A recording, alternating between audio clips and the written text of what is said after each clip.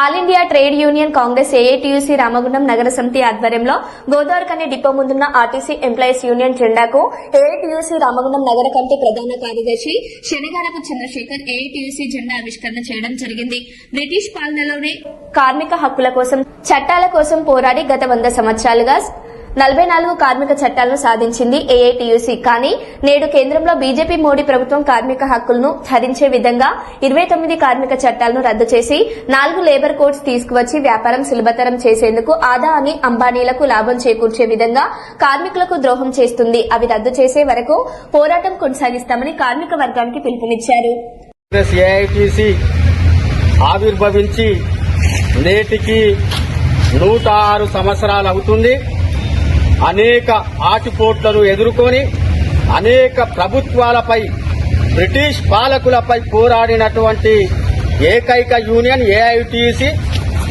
కొన్ని సంఘాలు ప్రభుత్వంలో ఉంటేనే ఉంటాయి తప్ప నిర్విరామంగా కార్మికుల పక్షాన పోరాడాల్సినటువంటి అవసరం ఒక ఏఐటీసీకే ఉంటుంది. మిగతా సంఘాలు అధికారంలో ఉంటే పబ్బం గడుపుకొని ఉంటారు తప్ప కార్మికులకు ప్రయోజనం ఉండదు.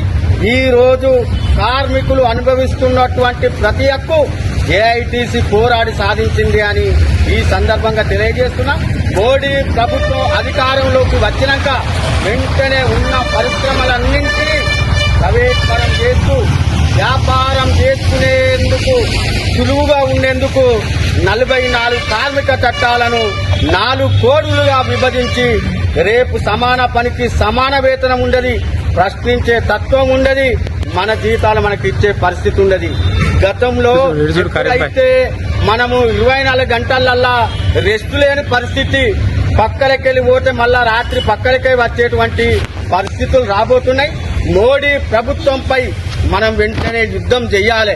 ఈ 44 కార్మిక చట్టాలను రద్దు చేసేంత వరకు మోడీ ప్రభుత్వంపై యుద్ధం చేయాలి. మన రాష్ట్రంలో రేవంత్ సర్కార్ కూడా జీవోలను విడుదల చేస్తారు. ఇంప్లిమెంటేషన్ చేయట్లో, గెజిట్ చేయట్లో వైఫల్యం చేస్తున్నారు. కార్మికులను కాలయాపన చేస్తున్నారు.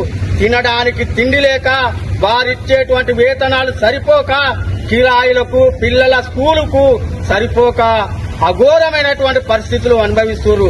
వెంటనే ప్రభుత్వాలు ఇప్పటికైనా జీవోను గెజిట్ చేసి కార్మికులందరికీ 26,000 వేతనం చెల్లించేందుకు మీరంతా సిద్ధం కాకుంటే ప్రభుత్వాలను ఎదుర్కొనేందుకు ఇక్కడ ఉన్నటువంటి కార్మిక వర్గం యావత్ ఏకతాటిపై వచ్చి దిగ్బంధం చేస్తామని ఈ సందర్భంగా హెచ్చరిస్తున్నాం.